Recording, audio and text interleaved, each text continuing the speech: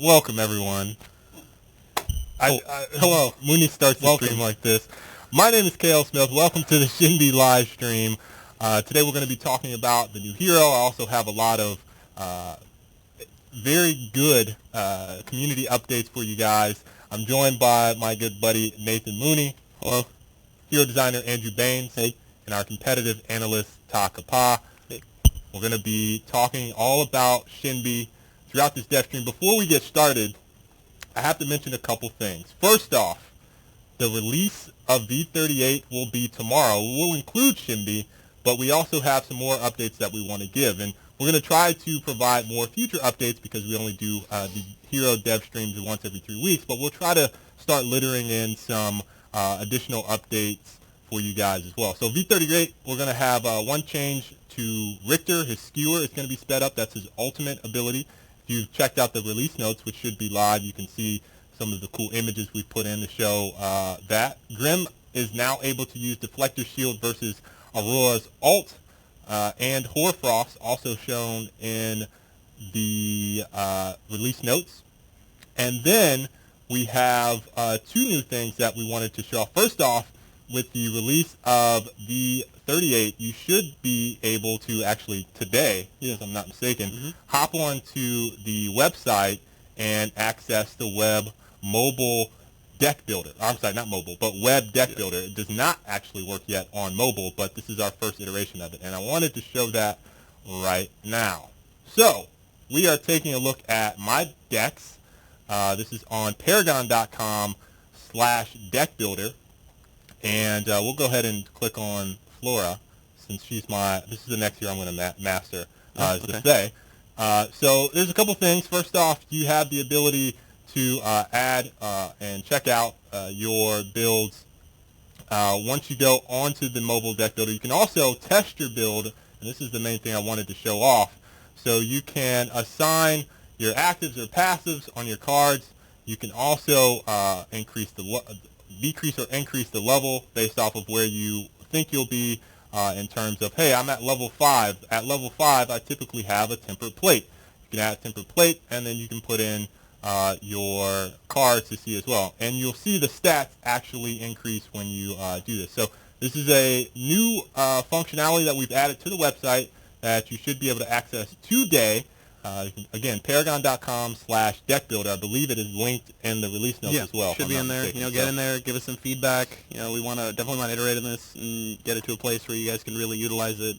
Stuff like the test build is super helpful for. I went in there and cleaned up a bunch of my decks. So I was like, oh, this isn't gonna work. This doesn't work.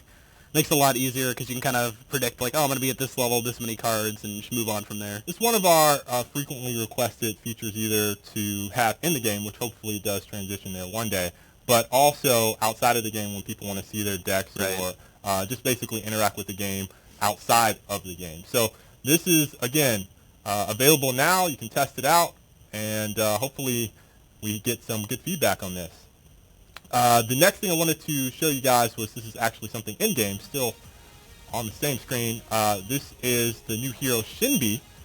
This is the new mastery screen. So if you guys remember, we had sort of the circular turntables for the mastery that kind of led on a path. We changed that around to be much clearer and more concise. You guys will see some additional updates to this, I believe around 38.2, and I'll go over that here shortly. So you can kind of see where you progress. It's very straightforward. Shows Master Skin, Shinbi's taunt. But this will be, and you also notice the UI, which we're testing some things with the UI, but the UI is much different as well. You guys kind of see the backdrop here has some in-game assets. So very cool stuff. All right. I am now done with this, Clint. So 38.1, which is the update next week, we'll looking at reducing, I hopefully having a number of large-scale changes that we kind of outlined in a couple posts. But we're currently down in the labs testing changes to 19 heroes, and we're also tinkering with approximately 10 card reworks that are basically a glimpse into the overall direction that we are headed with the new card system. So it's kind of a taste of the new card system with that. An example for those of you keenly listening, I will go very slow so you can listen to the words that are coming out of my mouth. An example of a new card functionality that we're testing, something called Burst Cleanse. This is one of the 10 card reworks. It has a passive where you take X percentage of your max health in damage, and within Y seconds, it activates a cleanse.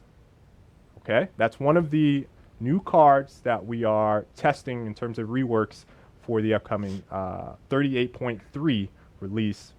And then we're also looking at approximately 10 additional balance updates to cards, which include things like lowering the card point value or the CP value, also lowering increasing the range of some of the attacks or abilities, actives and passives on the card. So these in total will be about 20 balance updates and or reworks to the existing card system. Again, this is a glimpse into the overall direction that we're headed with the new card system that is coming in the months ahead.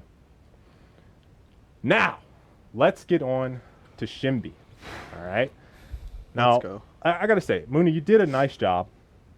A little brief, but you did a nice job on the lower last hero dev stream. You know, I try. I feel like I was able to. They're big shoes to fill. Like the lore shoes are very large, maybe like size 13. We really and need I'm over Brian here with up the here. 12. Yeah, that would be. That would be ideal, right? That would be ideal, but you know, I was working with what I had, Uh-huh. and you know, I think it was good. But I mean, You left people wanting more. that's true. That's true. Always That's true. good. We always want to keep them wanting more. You always got to keep them All right, on the hook. We're going to just hop right into Shinbi's lore, all right? This has been a hero where we've seen a lot of discussion about, probably one of our most discussed heroes on social channels, Yeah. on Reddit, on YouTube, everywhere. We've seen a lot of discussion about it, and we thought it was a great opportunity to talk a little bit more about the lore. So, without further ado, again, listen very intently if you're watching on Twitch. I know I've seen a couple verbatim posts of exactly what we say when it comes to lore. So this is a little bit more extended. So again, I'll go slow. All right, Shinbi is from the home moon of Letha in the Agoran system. Letha. All right. It's great moon. She's a descendant from a long line of shaman conjurers. Okay. She was raised with the spirits, and she uses her magic as a last resort. Now, she's not supposed to, again, based on the lore, use her powers willy-nilly, essentially, right? After Shinbi's brother, Kwong, and now if you guys remember, during Kwong's dev stream, we mentioned that Kwong was tied to a future hero, hero number 28. Shinbi is hero number 28. What an odd coincidence. Odd coincidence. Brother Very and weird. sister. Yeah. Brother and sister. Yeah. All right. So after Kwong left their village in pursuit of the legendary sword, if you guys remember, he had a showdown Yeah, with that our was- main man Greystone over this sword, right? Duel And he of got the the century. sword back, so I don't know what happened in that fight. It's but like he got that, his sword back. That's a classic case of game respect game. You know Right, what I mean? right, You know what I right. mean? Lots They of understood lore, it. lots They of had an lore, guys. understanding. She decided to take a break from tradition and go on her own quest. Okay, so Shinbi saw what her brother was doing and said, "Hey, I need to do something for myself." All right, she left to a new world in Omida. She was one of the first to leave, and Omida is a large futuristic city on a different moon, where she was able to use her powers to make a living. Now, what Brian told me I should also tell was that she was pushed, and we've done this now with Kwong, and we're going to do it with Shinbi. She was pushed by a future hero to actually use her powers in order to become a pop star. All right? All right? So, now you guys know that Shinbi has quite a bit of a backstory. She has branched out, sprouted her wings, and now she's doing her own thing. And she is arguably the most popular I mean, she is person in the system, right. She possibly the universe. Yeah, I mean, she may not know all of her fans, but they know All who of her she fans is. know but her. they know Exactly. who she is. All right. They know who she is. So there's your lore for Shinbi. Now, if you haven't seen the announced trailer, you can kind of see some of that because Kwong is now pursuing her. The reason he's in Agora, he wants her back, right? So, Clint, can we show the announced trailer? Subtle hints. Subtle hints.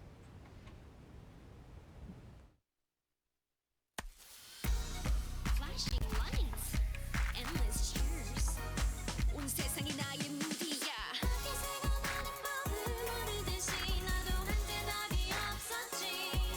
하지만 이제 스스로 날아올라. 빛나는 저 별이 될 거야. 이야기는 내가 쓸 거야. Catch me if you can. 들어봐. 난 조용히 살지는 않을 테야. Don't stop me. 늘 테야.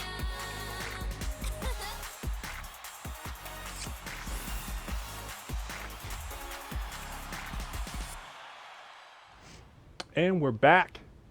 One of my favorite trailers. Oh yeah. It's a good one. Now, this was a hero that the team collectively, which when we bring on, we will discuss in depth. But this is a hero that the team spent a lot of time researching. Yes. So, first off, can you talk about some of the design goals, Andrew, with Shinbi? Yeah, with Shinbi, we wanted a mid-lane caster assassin who had really snappy moves. It was, her abilities were just, it felt good to fire in there. They're just nice and short and snappy. And she's mobile, and she's very reliant on skill shots. Right. She provides the opportunity for highly skilled players to outplay their opponents. And I actually struggle with her. Yeah. No. She. I feel like it's a lot more. I have to be a little bit more. I have to bide my time if I want to do some pull off some some swaggy plays. But otherwise, I end up looking like a fool. And I'm glad Todd's here because he can give me all the tips that I need. Exactly. Toss right tips. now. Toss tips. Toss tips. A new Todd. segment. New segment. Yes, new segment. It's Toss tips. First time on the stream starts There the we segment. go. There we go. So, with her role in terms of team composition, knowing what the design intent was, how have you kind of made her your own when you hop into games down with the comp to make her fit into your own style? Typically, when my team needs like a backline assassin or someone who can single out a target, that's not Countess. Countess wants to burst, boom, but Shinbi can effectively stick on a target and stay on a target and just prolong fights when she wants to. And since she has so much mobility, she's able to just be able to split and cause havoc when she needs to. Now, I'm curious about her mobility, and again, I played her a couple times. With her dash, do you find yourself using it as a damage deal for the first dash and then an escape for the second, or do you kind of mix it with blinks? How do you go about kind of building your deck when you think about her mobility? For my decks, I usually build mana regen because I want to have the mana when I use the dashes. So I use the dash as offensive as I can. I go through targets and I go through one way and then come back the other way because it gives them a much harder time to aim and Right. Going So you through kind of them. disorient them with the change of direction. Okay. And then you're also getting the stacks while you're doing that, so you're able to kind of build up to that, towards that. From a design inspiration, flipping back to Andrew, what type of role were you guys trying to fill by introducing Shinbi? Well, we were looking to diversify our roster a little bit, and so we decided to look to Korean culture to find inspiration there. So I, like you said, did a bunch of research, and I was drawn to the traditional Korean culture of shamanism. These shamans, they sing and they commune with animal spirits and whatnot, and so I used that as inspiration and thought it'd be cool to have a hero that summoned animals in order to accomplish their goals, right? Right. And then we thought, to add some conflict to her backstory, like you just talked about in the lore, that, what if she wasn't quite down with that traditional role, right? Right. And wanted to pursue something else for her own life. And so that's why she ended up leaving Letha and moving on to Ameda and pursuing her own goals and using her powers and her musical talents to become a pop star. Gotcha. Now, as more team members come on, we're going to talk more about how we work with our Korean office to really help us with this. Did you spend a lot of time talking with them as well? I didn't personally spend a lot of time talking. I know the art team spent yeah, a lot yep. more, but we did have some bouncing back and forth as far as what kind of themes would fit the culture. Okay. Yeah. Okay. So for strategy and play styles, throughout the game, first, where did you guys see her fitting in terms of team composition and her role? I know you talked about being a mobile assassin. What type of lane positions did you kind of see her filling? I always envisioned her as a mid laner for sure. She uses her ranged line tempo ability to poke and get those last hits and poke at her mid lane opponent. But she doesn't stay in mid lane for too long. She's got the mobility to go and dash and dominate those river camps and then go help her allies in their other lanes, and go assassinate enemies when her ultimate comes online. Okay. And then, Ta, on your side, have you guys experimented with using her outside of mid lane? I think the best one, at least that I was on, was Seraph, when James was talking about some of the roles that you guys ended up finding. And then even the community is like playing Seraph in the jungle, right? So where have you guys been playing with her the most?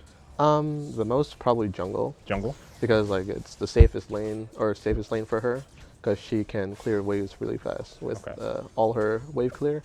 And then she can come in with ganks that with damage and mobility, and stick on top of the targets.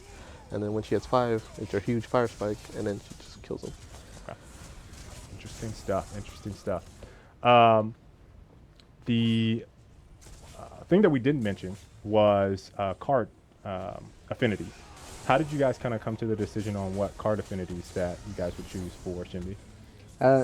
Right from the start, we tend to think that our different affinities have different vibes to them. They have different things that they excel at, and just a good fit for her right from the beginning, from her theme and what we wanted her to accomplish in lane. It was just growth and intellect. Okay. Okay. Yeah. Kind of have that sustain in lane, but also what Todd was talking about earlier with building some of that mana regen to keep popping those abilities, using that, building up the stacks. Is that one of those? And I'm curious about this because I like this kind of how thinking about Shinbi and the way her kit works and synergy with her ultimate. Is it one of those things where when you're maybe jungling, you plan out I know I've got a couple of stacks in this guy, and I feel go in, pop all my stuff, and pop the ultimate. I know I can get the kill, and then you just dip out. Have you ever had one of those? Do you have any hype moments where you come in and just walk away cool guys don't look at explosions, I pop my ultimate and walk away? Yeah, I've had many of those. Many of those. That's right. Putting you on blast. Many of those. I wish I kept the montage that I made earlier in a comp, but a lot of the guys do that in the comp team, and every single time we ultimate, it's just she does this, and it's just bye. There we go. That's the goal. That's the goal. Is that they just bye. All right, I'm going to end with what was the most challenging thing about designing her kit for the design team?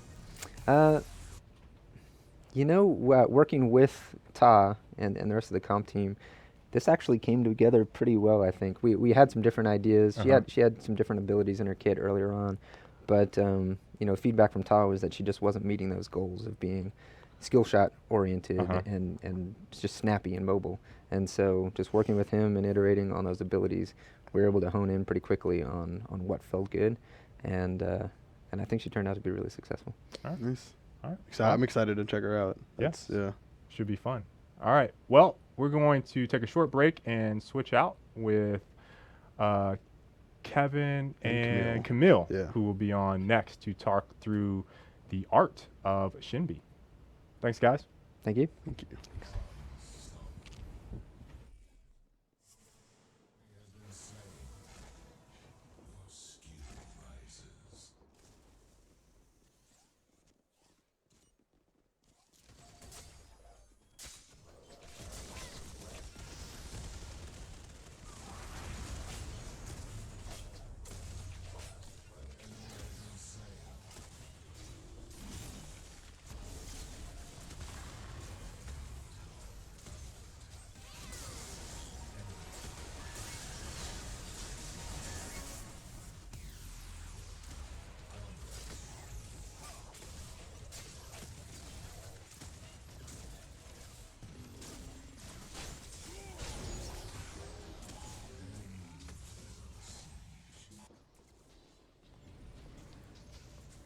All right, we are joined by Kevin and Camille to talk through the art of Shinbi.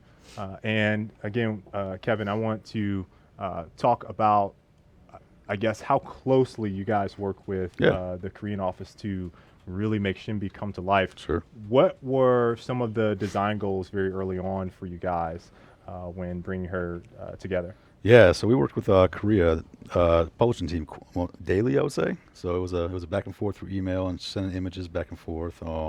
K-pop star, youthful, attractive. We wanted to hit their culture. It's a little bit different than the Western culture. So that was pretty much it. The whole aspect of Shinbi was out of our wheelhouse quite a bit. So it was pretty challenging for us to wrap our minds around the look for a Korean character. Right. So yeah. Okay. When you guys work through kind of iterating from the very early concepts, which we'll show here shortly, and then when you ended on her current design, was it like an aha moment between you and the team here and Korea? I think so. Okay. Yeah, I think so. I think it was a slow grind, and then as we were fine tuning the pieces, it was like, all right, we got something now. Okay. So yeah, for sure. Okay. Clint, can we go through some of the early concepts? Yeah, so this is the initial pass from Jiang. He's our concept artist, amazing guy in China. He went for a little bit more of a traditional wardrobe. And then if you go to the next image, the feedback from Korea was to go a little bit more modern, a little bit more contemporary, a little bit more revealing as far as in the shorts being a little bit shorter, showing some belly and whatnot. The hairstyle, if you look back at the previous one, was way more traditional, and then this is way more loose, a little bit more of a teenage, mid-20s, early 20s Right. kind of hairstyle. So yeah, we landed going a little more modern. I think if you can go keep on going ahead. Yep. So and then the next image, I think the one number 2 on the left is kind of where we ended up going. Right. Yeah. If you go to the next image, it'll show you some of. We were wanting to do a little bit more like silicones and kind of latexes, but as soon as we got materials on there, we were like, no, that's the wrong way. So we brought it back and it was a little bit more soft canvas and whatnot. And then the next image shows some color stuff. Yep. This is the final right here. She ended up having this nice bow around her waist. We ended up taking that off post model. Camille and I could talk about that later on. But yeah, and then the next image, they wanted to make it a little bit more lighthearted. So we went with the whites and the pinks and the reds and whatnot. Now, was the color palette, was that us or was that more? No, this is purely Korean. Korea? Yep, Okay. Yep, we worked with Dong and Young-hoon and Ray Park quite a bit from over in Korea. It's interesting. To kind of see like the different like groupings of color, I guess, because we'll always see like the multiple iterations of like when with this color scheme versus this color scheme and how much different it can completely make a hero feel. Just going from that's different kind colors. of a good point to talk about a little bit. When you guys think about colors and how they affect the feeling, the vibe that they give off, is that always a constant on your mind discussion that you guys have? Yeah, I mean, color theory and what kind of colors perceive, what kind of character and personality this is absolutely into the character design. So the black one will come out as the skin most likely, and then maybe later on. But yeah, this is our default where we landed. It fits more with our personality for lore and whatnot. And if you go to the next image, I can show you. So this was some early concept for the wolves, since we had some animal abilities in her kit. I think we went with the left one, the blue. And then the next image shows all 3 of them probably sprouting out. Nice. So it's kind of a spirit, kind of lots of VFX going on. I'm sure Scott will probably talk about that, and his challenges and whatnot and successes. But yeah, this is the early concepts for the ability pass. We want it to be very mystic, very spiritual world, wolves coming at you. So cool. That is super cool. And then if you go ahead to the next image, I'll show you where we started at with the head. Okay. So usually we start with head scans. I think this is just like Kwong. I know Jordan did a nice overview of the Kwong head scan we did for on DevStream. Yep. So we took the similar approach for Shinbi on this one. So this is some modification off the original head scan, going a little more realism still. Yep. And then as we progress through, I'll show you getting feedback from Korea how we stylized and changed it based on their aesthetics. There's a lot of plastic surgery going on digitally on her, and we actually reference a lot of the Korean plastic surgeons because they'll shorten the face, they'll open the eyes up, they'll add the double eyelids and whatnot. We want to stay true to that. So we got a nice course on Korean aesthetics as far as in your ideal figure and woman, Right. with this character. So yeah, this was not it. This was just the first pass we sent to Korea, and then I think as you go through the next images, we'll see some of the changes coming in.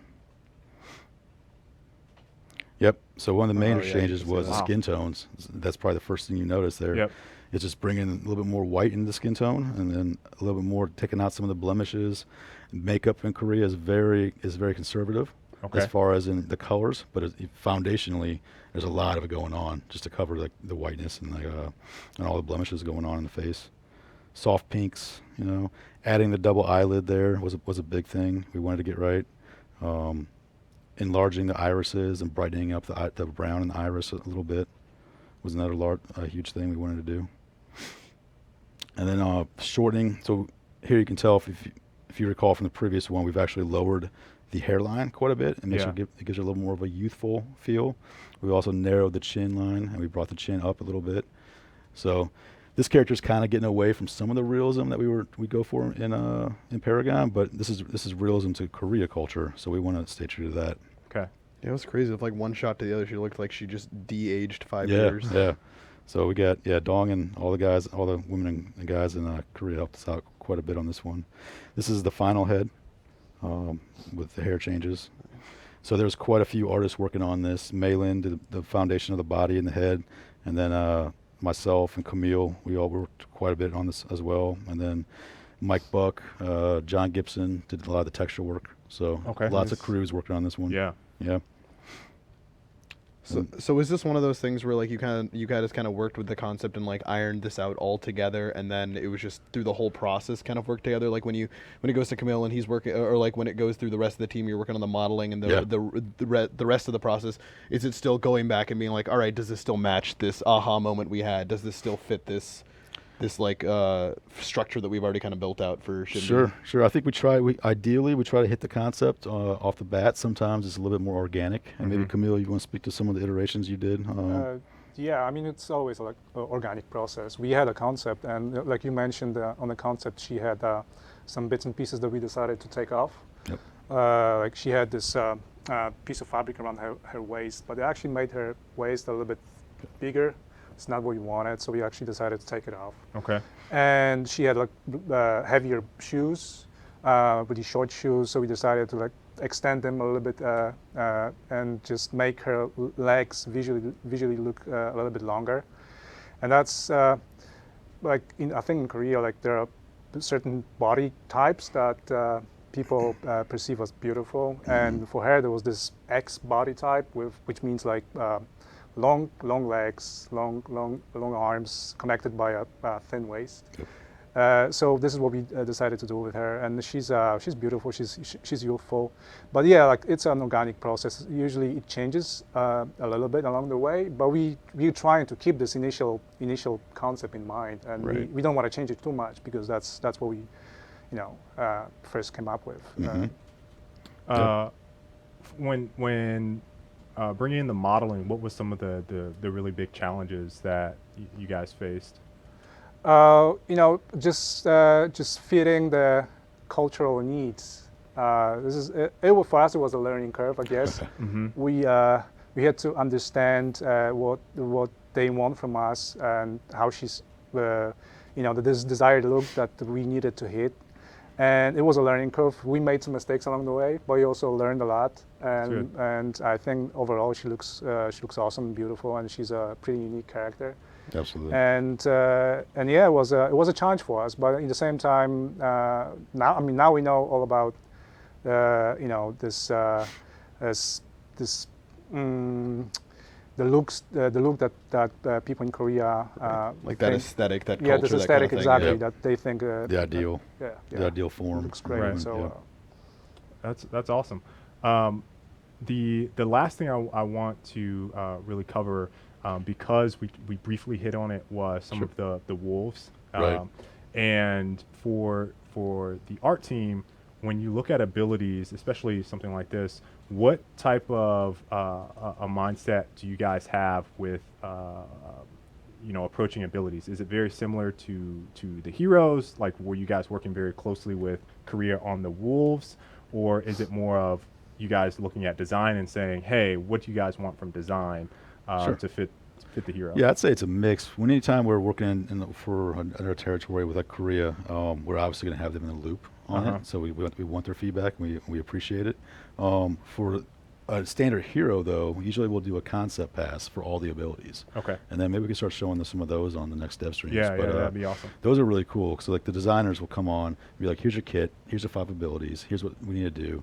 And then we'll have Herman or Jay or Zach or whoever do a pass and all the concepting for each one of the abilities, which helps, I think, the effects guys, the animation guys, obviously us, the modelers, tech artists, drastically. Because it kind of just sets it on stone, right? It's like your guideline. And it might change throughout the ways. But yeah, getting it all on paper first, just thumbnails is huge. Right, So, yeah. right, yeah. Okay. It's awesome. Well, we're going to switch out, and we're going to get Jay and Scott on. I really appreciate you guys taking this deep dive with us on Shinbi. And we'll be right back, guys.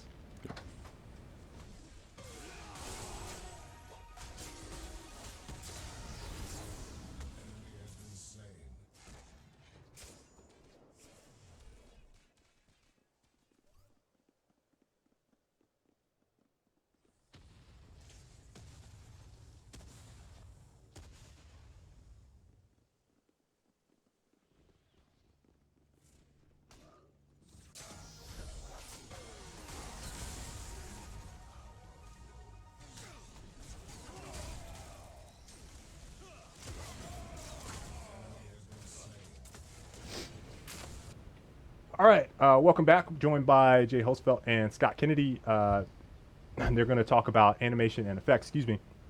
The thing I was just talking to Jay about that I want to hop into, because the video is the mocap process for Shinbi. And we actually have some of the video from the mocap. Can you guys kind of talk through what that was like and the process? Yeah, the process was actually pretty difficult for us. She was one of our most challenging animated heroes ever. Because none of us just knew a lot about K-pop or anything. Right. So when we first started, we knew it was a hero who dealt with wolves, she had a sword, and she was a K-pop star. And we kind of didn't know, out of those 3 things, what's going to be that leading, defining thing for her. Is she going to be better at swords, but little K-pop? But if you're a rock star, you're pure rock star. You're not like half rock star, right? Yeah. But when we first started, we were going on the more warrior side of things with mocap. So we kind of had like a youthful warrior look to it. And we had to go back again and do more and keep pulling out more and more K-pop till at the very end, it was pure K-pop getting the personality to come out. Right. So the video you see here is Stephanie going through some of the moves we looked at in the reference and the videos. And this was a huge departure for us because we're used to doing all these fight moves, and we learned a lot on this. So it almost looks playful, right? There's a certain aesthetic to it that I think is very fun, very lighthearted. Yeah. And the team continues to talk about this. It's such a departure from what the team is out of the comfort zone. You were talking about that last week when we were kind of going over things. It's like a big change for the team. It was, yeah. So when you guys were giving Stephanie instructions, over time, what did it turn into? Was it more like, okay, this is too much of, kind of this combat-y feel. Let's make it more fun. Let's make it more lighthearted. Let's have fun with it. So we learned more probably from actually doing the gameplay and doing the game more than at the mocap studio, like where we discovered what we needed to do. And I think in the very beginning we did do some really flourishy moves, and we got really uncomfortable with it, and we pulled back really fast. But then Scott and crew started adding a bunch of really cool effects, fireworks, and what other kind of stuff? Stars. The first time I got into a confetti playtest, or whatever. Oh my, But that kind of gave us permission to go crazy too. Right. And so luckily, we still don't know a lot about K-pop. I can't get on a stage and tell an actress now do this. So luckily, Stephanie was a huge fan of it, so she brought a lot of talent. That's awesome. That's awesome, yeah. to the That's stage. awesome. Yeah. So talking a little bit about, some of the animations with her abilities, what, you talked about the warrior kind of approach. When things started to get kind of playful, what was the first ability that you guys were like, oh, this is it. This is the moment. That's what we need more of that. Because you can see it in her alt, by the way. When her alt comes out, she's kind of doing her thing, and I love that. So I'm very curious about that process. So if memory serves, I want to point out the animator on her was Jae-sung. He did the majority of her animations, and while he is from South Korea, he's not a fan of K-pop, but he knew what to look for. But I think the moment I remember seeing something new was actually Ray Arnett had done a test where when the wolves spin around her, she kind of gave this peace sign. Yeah. Oh, he went super big with it. She gave this big, super big peace sign, but it was enough. We were all like, that's it. That's what we need more of. And Jae-sung went in and just added, her blowing the kiss, and I don't know. That's kind of the moment where and Jae-sung kind of had to redo a lot of abilities because we decided that's what we really want. Okay. And I think if you can cut back to game, Clint, I want to go through the taunt.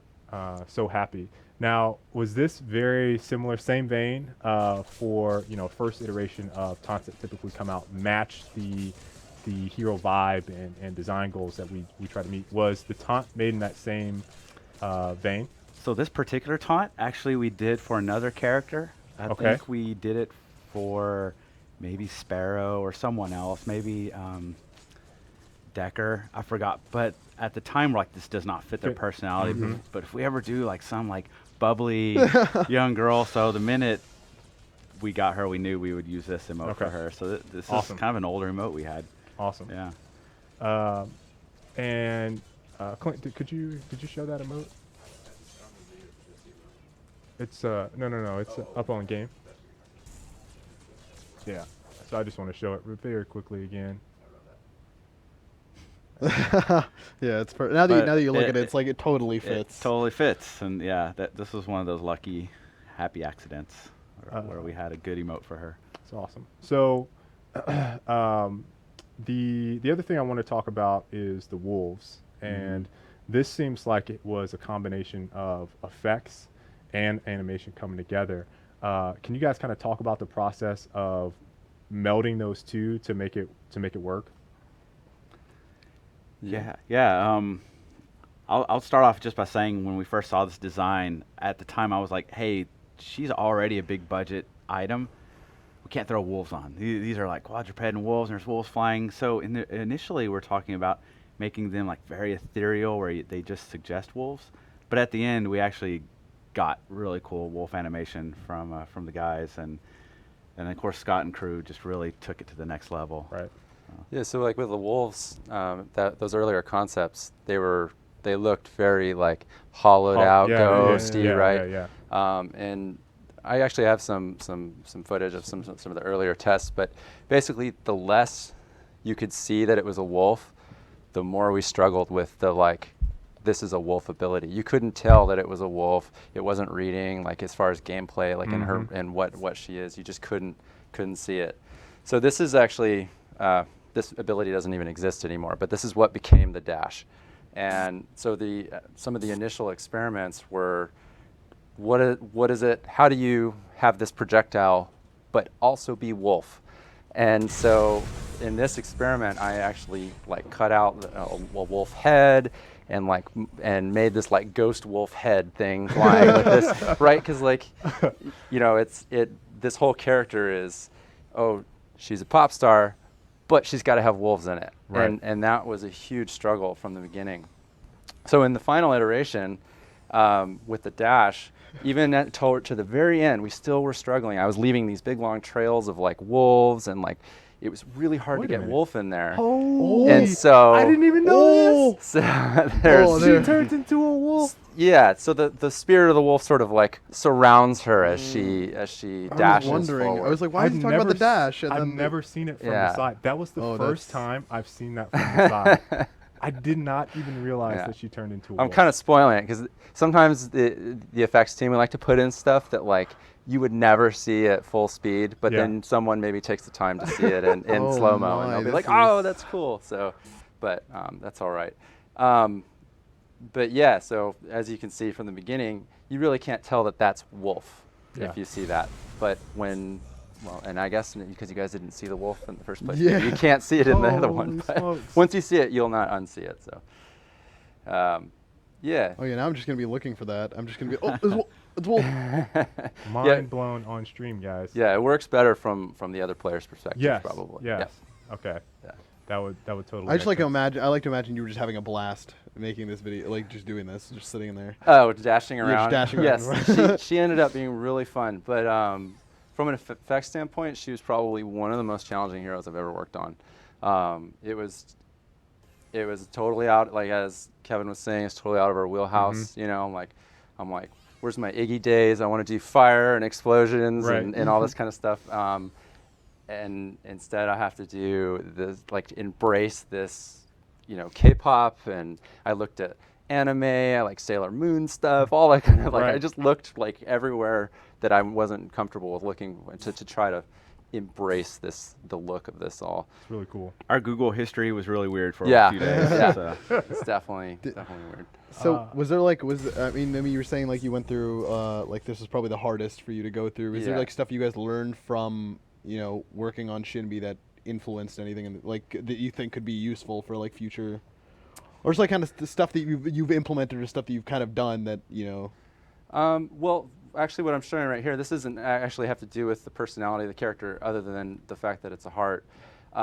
Is we wanted to sort of emphasize the ultimate. So Right. what is she? You know, what's at the end if she's blowing a kiss? Like, so, well, what happens if she blows a big heart out, right? And then from that moment, the heart sort of filtered into the other abilities because it just kind of worked out. It was kind of successful. So what I'm showing is that in Unreal, you can't.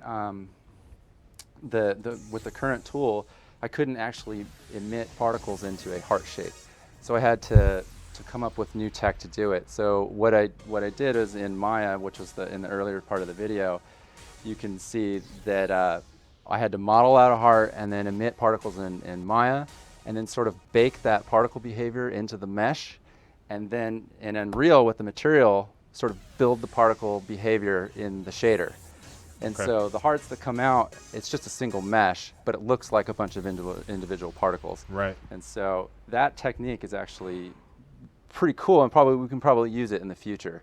But yeah, so like as you can see here, so that was the original like model, and then from that I emitted a bunch of, you know, thousands of these little points, and then brought them into the engine and did all the shader That's awesome. tweaks. I always to found get that it to look like ridiculous. that. It's just like, oh, we didn't know how to do the thing, so we invented new we just- technology to do it. So we just did it. It's all existing stuff that, you know, I'm sure a lot of other artists know how to do. It's just creative ways of putting it together to solve Right. problems. Right. So. That's really awesome. But yeah, and then at the very end of this video, a nice slow-mo thing of the alt, because So like, I do have one question, and Yeah. you kind of see it when she targets the alt here.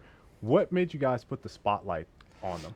okay, so that was a design that came pretty early on from working with design, and the ultimate needed to have stacks, right? So and there was the concept of a marked target, and so the original sort of prototype was just like the Kalari, you know, little dagger Yeah, symbol yeah, that you yep. see, right?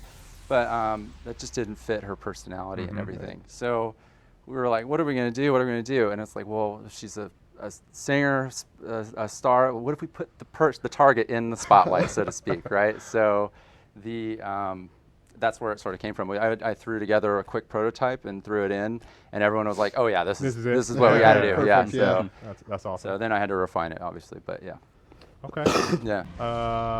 And these are the wolves. So this is the very first pass of the spinning wolves. It looks terrible, I know, but the this is like kind of showing how, from effects standpoint, when we get the hero for the first time, we do these we call them first playable pass on the effects, just so that like Comp QA can start playing them and we can start figuring out if these abilities are going to work. And that's the final product there. So that first pass was like, you know, okay, we have wolves, and it's got to be pop star, and they spin around. What do we do, right? And so I started messing with like, what is, what's in a music video, looking at music videos. A lot of times there's light and like the, kind of Abrams style lens flares on the screen and stuff. So I started trying to incorporate that into the spinning wolves and pulsing it to a beat. So instead of emitting it just all the time and something's going all the time, it was like, well, if this is music, maybe it should go to a beat. So and I don't know if the viewers can hear any I'm of the sure abilities or on the overview, but yeah. Yeah, so huge shout out to the audio team, because I remember the day that we were looking at this in dailies and audio came online. And it was like, everyone was like, oh, yeah, yeah, it was amazing, because it is suddenly this musicality was being part of the kit, and it was awesome. Well, it was great. I mean, it was the first playtest. Well, I felt embarrassed when I died. I died. I died, and it was a very mortifying process. Yeah, a little tune, kind of do. Yeah. Yeah. All right. Well, thank you guys so much for going through that. This is awesome. It's so awesome of course. to hear this process. Hope you guys really enjoyed that. Next up, we have Sylphin and Baby Spine coming up, 2 of our community members over on YouTube. So we're going to talk to them very briefly before we get into an extended gameplay of Shinbi. Thanks so much, guys. Yep, thanks. Bye. Thank you. Bye.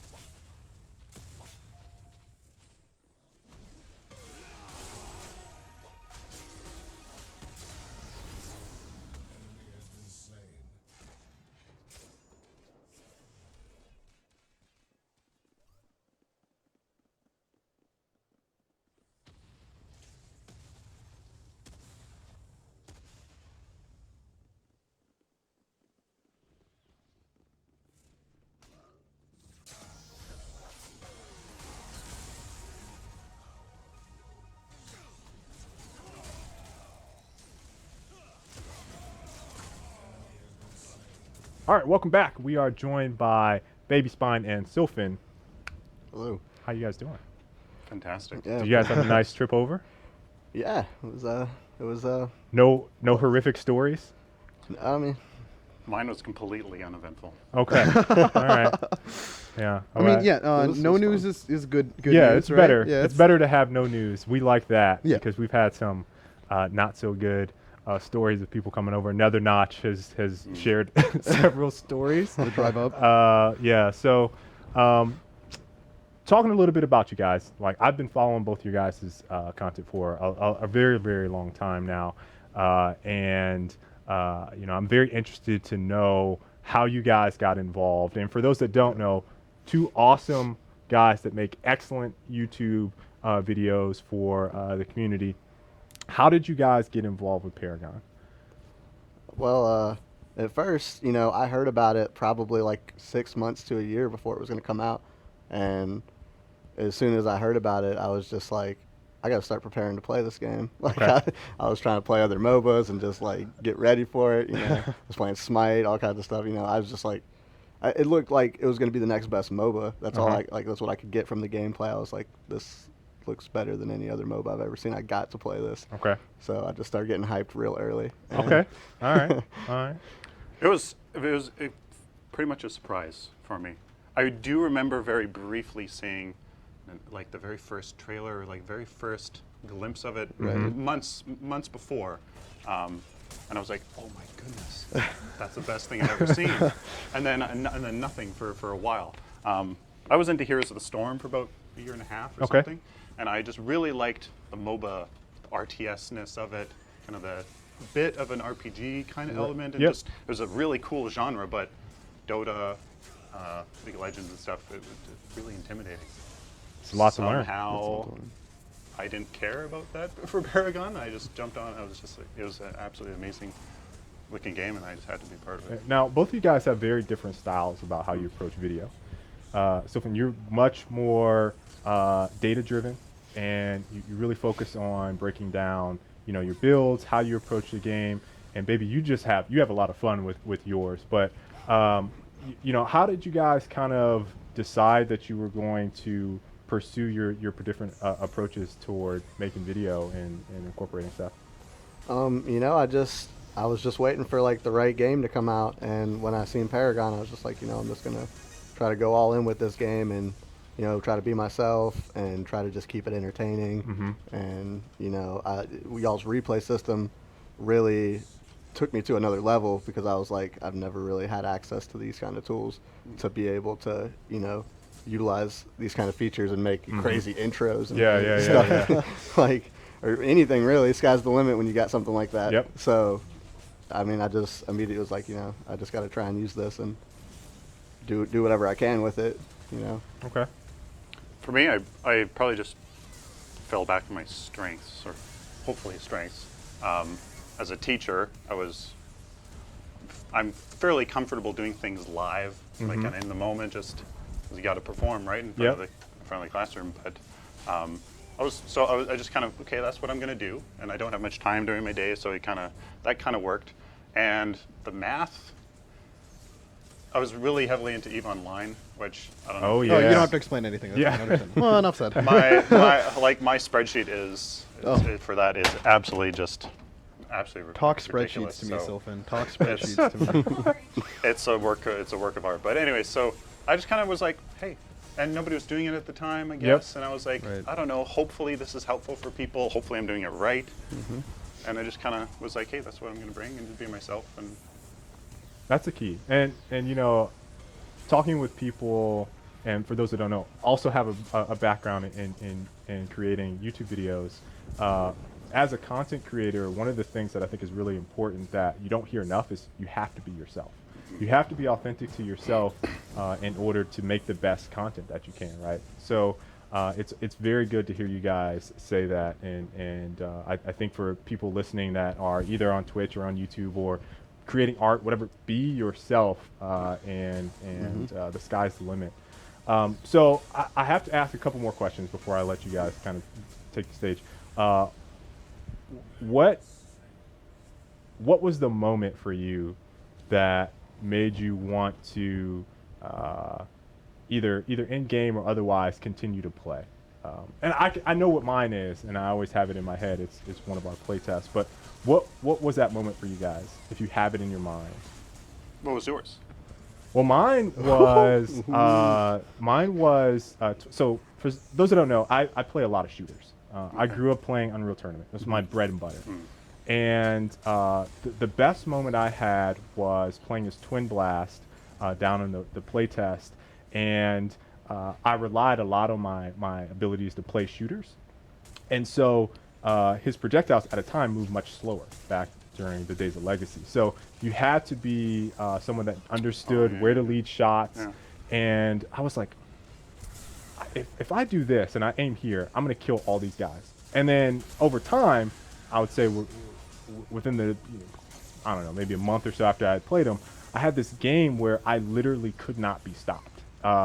And it was at that moment that I was like, yep, I am, you got me sold. So, I mean, I don't know, I must have killed 3 or 4 people, and then we pushed the core and took it down. It was just, it was just one of those heart-pumping moments. So it was awesome.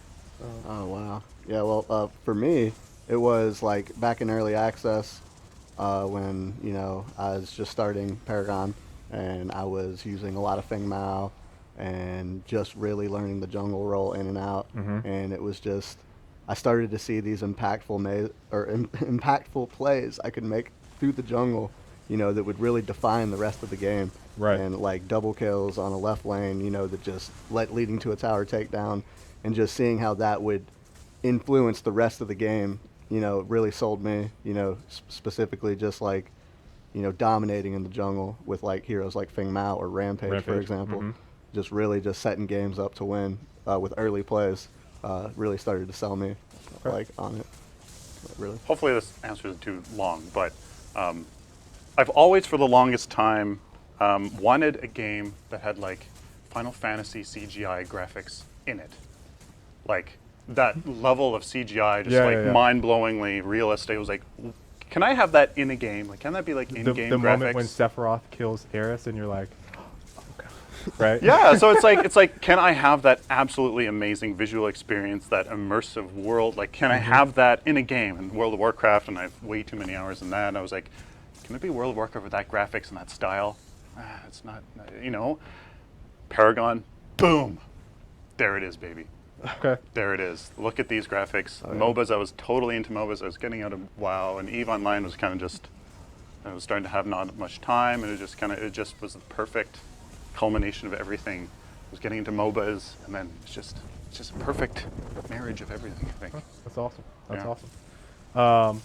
Mooney, go ahead. Oh, I landed like a meaty steel ulti on like 5 I knew it. people. I knew it was. It was like, oh, it was so filthy. I knew. Just He like was gonna say this steel. meaty ultimate, and then I like they were like gonna get on my carry, and then I shit him with this filthy Q, knock him into the jungle, and then just like But my thing is like I didn't get any. I mean, I didn't get any kills. Like I think I ended up dying in that fight anyways. But like whoever the carry was that game got the kills, and I was just like I am a godly support. Yeah.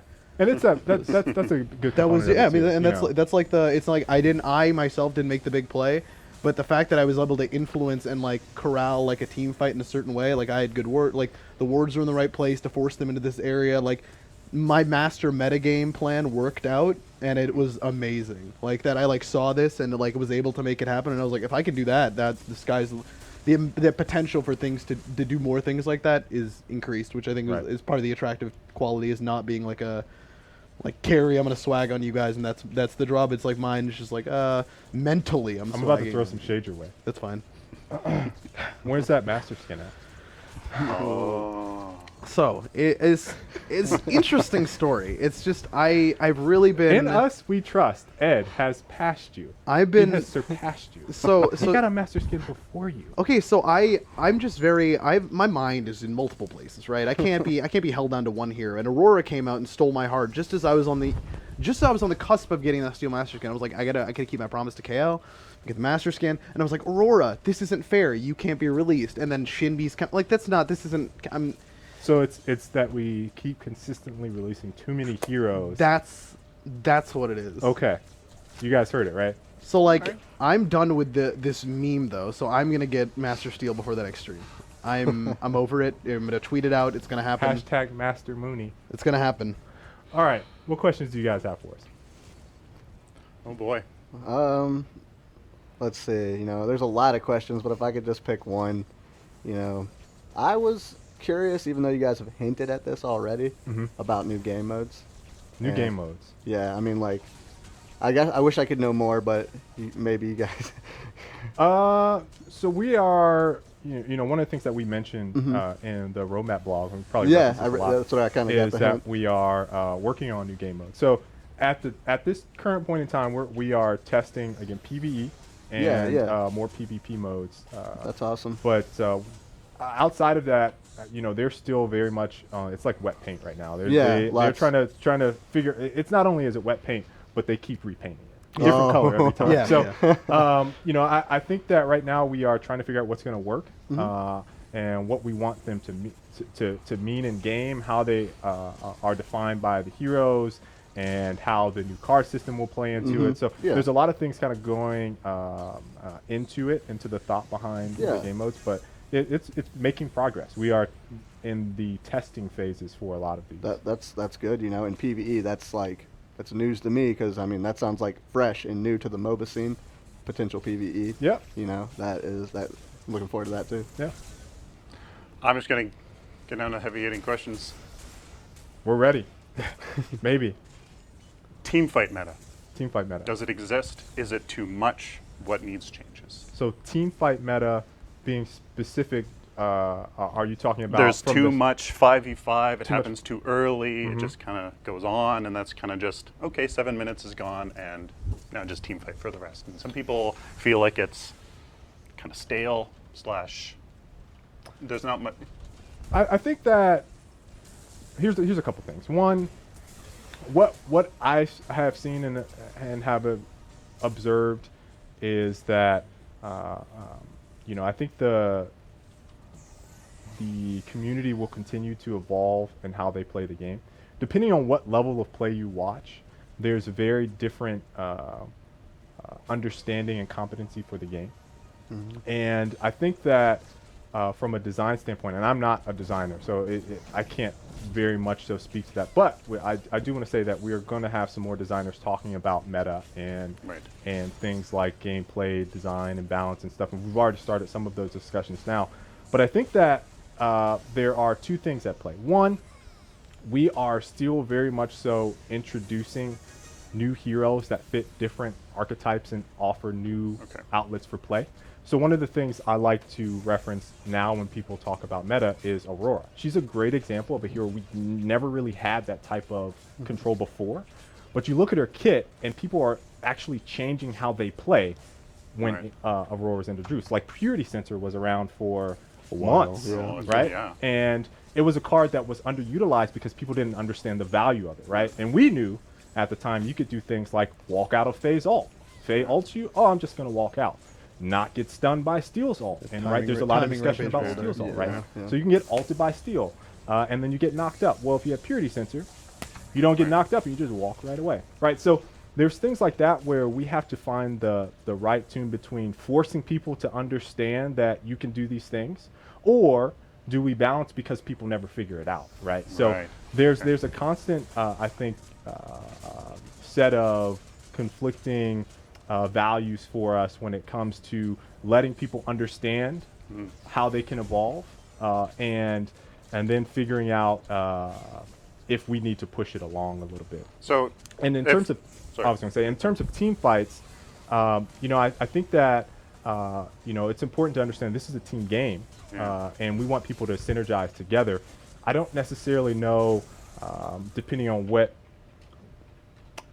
MMR you're at in our game, you'll see like at lower levels they have a hard time grouping and teaming up. At higher levels, teaming up is much more frequent, but then you talk about teams that are 5 versus 5, you see a lot more grouping in that sense because they need to play together to win, right? So I think at each level you see different forms of play. One of the things that I'm going to give a shout out to PCL. PCL mentioned that a lot of times you see 60 card point builds 25 minutes into the game.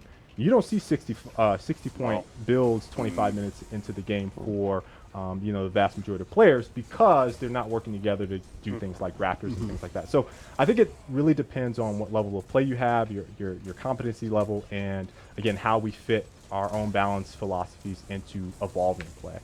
So it's basically the community has yet to kind of learn. I wouldn't say that they have not learned. I would say that they are in the process of figuring out what they want to do. Right. Metas tend to be real dynamic also. Right. Like, so you know, things can change at the drop of a hat. I know, like, just in play experience alone, like coming into the early OTs, playing with the community, playing a lot more, and then seeing over time stuff that I had known to be very positive or like very commonplace weren't being executed as much. Like Purity Sensor is an example, but like over time people were able to realize like, it almost is almost a conversation. Like and now the conversation's on the other end, like, oh, if team fighting is something that's happening a lot, what is the answer to that question?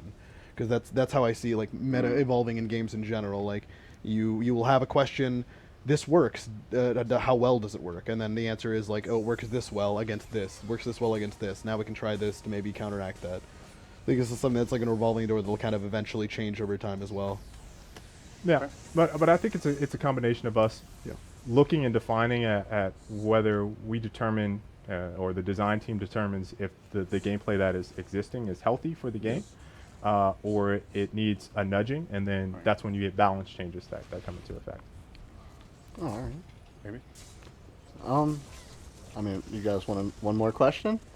Keep going. All right. One more question, and I mean, I'm not sure if this is a problem or not, but I mean, I know a lot of people are complaining about towers, like not necessarily just like first tier tower, like, you know, second tier tower still being up, and somebody diving through, you know, multiple inhibitors and still chasing somebody. Is that you know, we've had a lot of discussion on towers, and we've basically stated our stance on them. At this point in time, you know, what we are doing, if you haven't read that, there's a sticky, it's called Current State of Towers in the forums. You can kind of read our stance on towers. But one of the things that we saw that were detrimental to gameplay was extended game length. And our tower strength was abnormally high at the time of Legacy. and so it was negatively impacting the bottom line for the game, right? Like player enjoyment is what we consider to be top priority, right? Like we want you guys to be having fun. Yeah. I think there's a subset of players that at a base level, I think the common thing is they want more damage in the towers, right? And so as of right now, we feel like the towers are in a place where it's promoting gameplay that is intended, and that from a standpoint of beginning of the game, middle of the game, and end of the game, we are about aligned for all of the goals that we're trying to attain through the towers. I understand, because you guys are trying to keep match length down too as well. And match length certainly plays a part of it.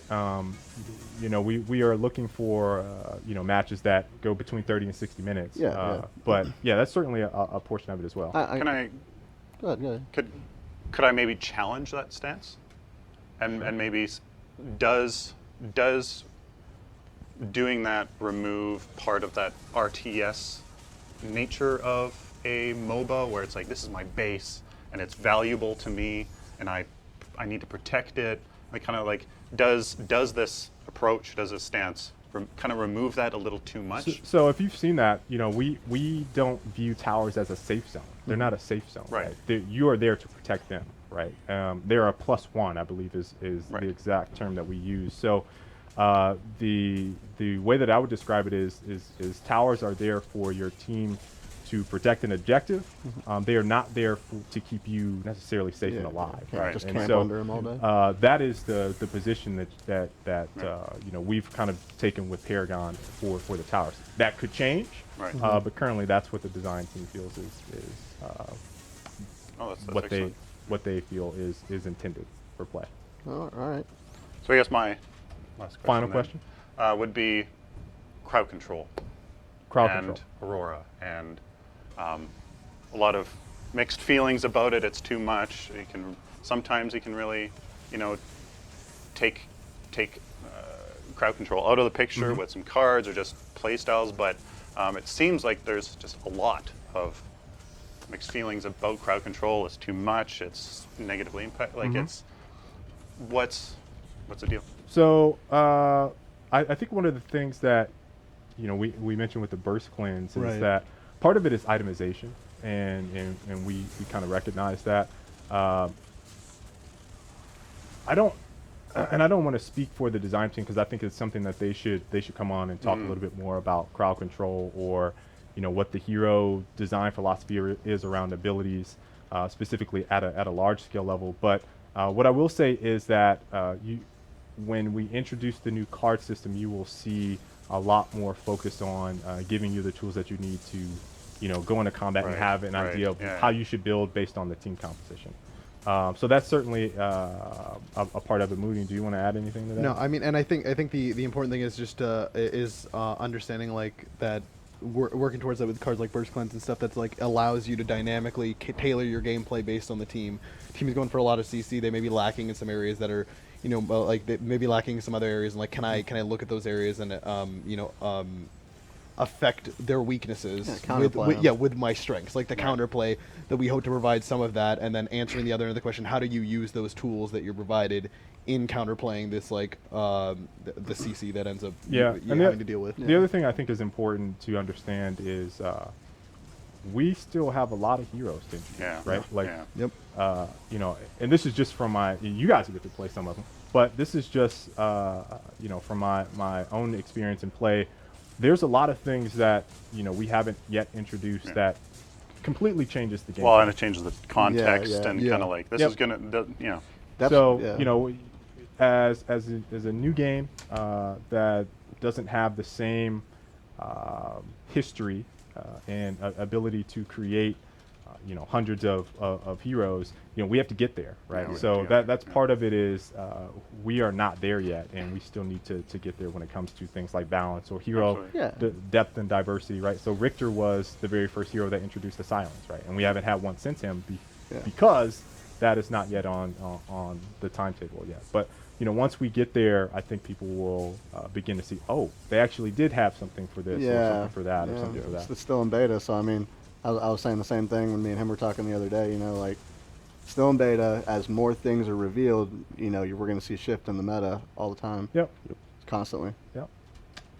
So, without further ado, we're going to wrap up with you guys. Let you guys, I think, Baby Sign, you'll be streaming if I'm not mistaken. Yeah, Okay, Twitch. so we're going to hop on with some Shinbi gameplay, and you'll be streaming on YouTube? Yeah, and Okay. I just want to say absolutely 100% thank you for all that you guys have done for this trip of a lifetime, and I'm serious. Like, it's a little boy's dream, like, to do this stuff. Like, I'm serious. Like, besides all the really big, important life events, like weddings and stuff, like, this is honestly a dream come true, and it's a true testament to their commitment. So if you're watching, they are absolutely amazing. They know what they're doing. Their hard work, like, it's absolutely ridiculous. And just, like, thank you guys. Like, really, really appreciate it. I it's think absolutely amazing. Everyone on the team, you know, loves the project. They love the community, and we say this all the time to the people that we bring in, and I want to make this very known. We support whatever people are doing, and we try to, as best we can, make sure that they know, that you know, that you know, we really care, because a lot of people have been in your position, or they are trying to do something similar, and you just need sometimes you just need a little nudge, and then, you know, people get greatness out of that. So share it's the very passion. important to us. Yeah. We absolutely love it. It's amazing. All right. So again, thank you guys. Mooney and I will answer a couple questions, and while Sylphin and Baby Spine head over to our other stream room, and that pretty much wraps it up for Shinbi. So thank you guys so much, and Mooney and I will be on for maybe another 5 minutes, answer questions on Twitch. All right.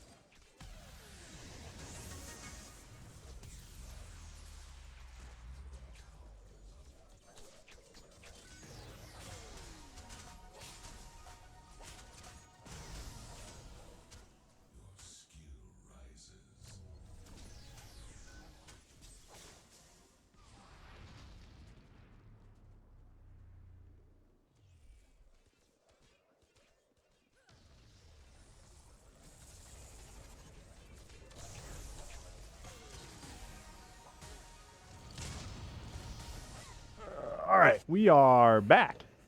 Gonna answer some questions from Twitch while they prep, get ready. They get ready for some Shinbi. What I'm trying to do right now is pull something up.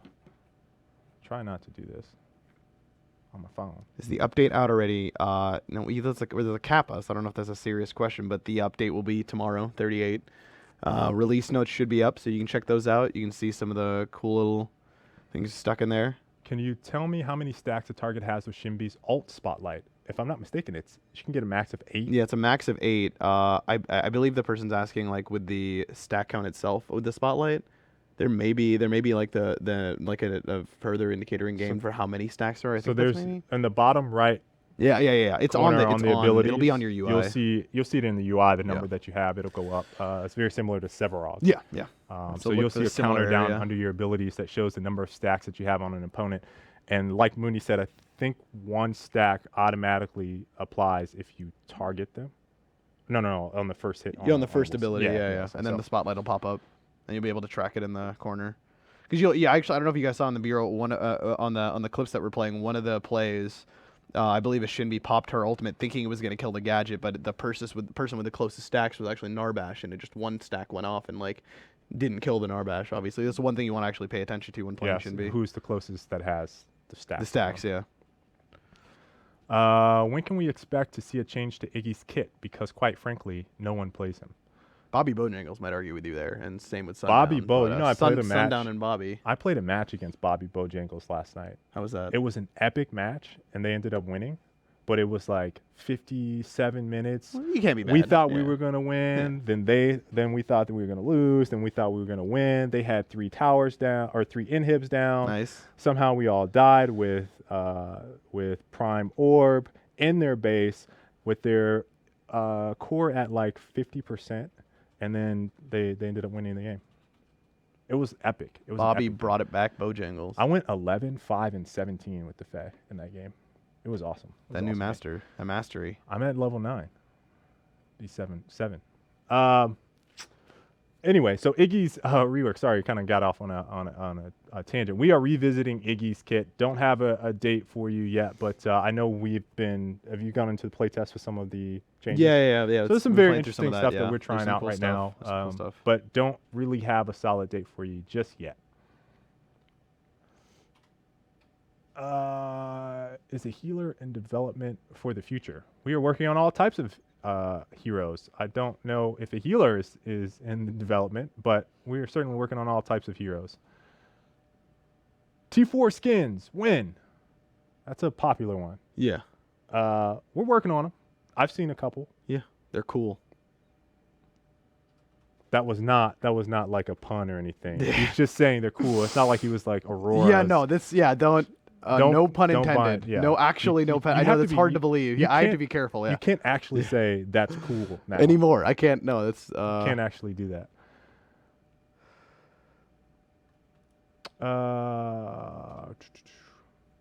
Something about hyper carries. Actually, there's a T2, T3 skin thing. If you check out Faye is that awesome Autumn Keeper Faye, I believe. Yeah, that's a really nice skin. We saw a lot of posts about that taken with Ansel. There we go. The screenshots you guys are making. Oh yeah, beautiful. Awesome. Does Purity Sensor negate Shinbi stacks? Shinbi's stacks? It wouldn't. Think so. It wouldn't just because it's not a CC effect. Yeah. Yeah. Lore? Did you miss it? You did. It was epic lore. I'm hoping that someone transcribed that lore and has already put it on Reddit or the forums. Any chance to get increased tier 2 tower damage? As of right now, there are no planned changes for towers. Now there is a planned change coming for the core, I believe. Or maybe it already went into 37.2. Yeah, it already went. Yeah, the core stuff. Yeah, the backdoor stuff. Yeah. Backdoor changes. Are the 2 Scarab Grux skins ever coming back? I don't know. They're in the vault right now. They're in the vault. Always eligible to come back, but I don't have a date or anything like that. Can you explain if you guys are going to make Countess blink longer range? I've not heard anything about that one, Diamond Gold.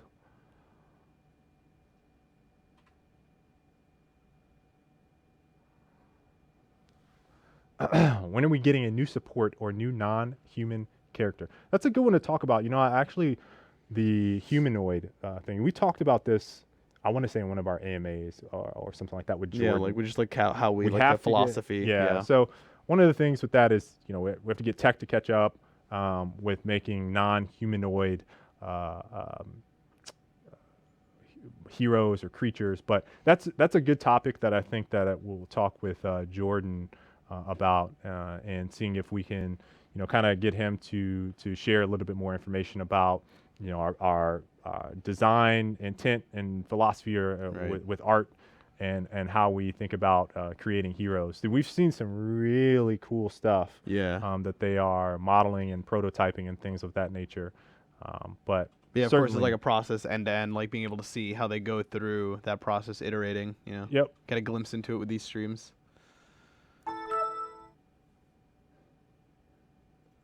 How are banners going to be used? I think that's a good one to talk a little bit about. Yeah, that is from Yggdrasil of Life.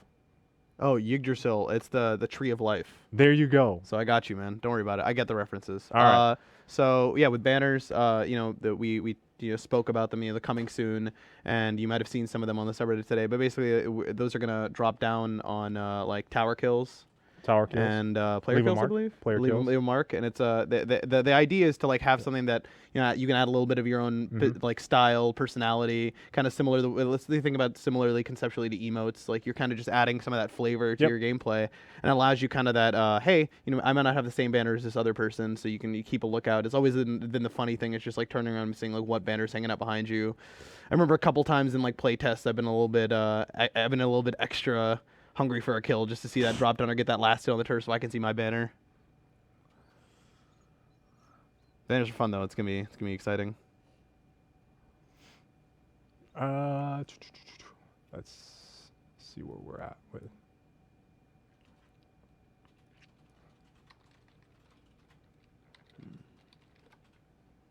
Let's see if he is up and streaming just yet. All right. Oh, they're good. ready. All right, guys. Baby Spine is streaming now.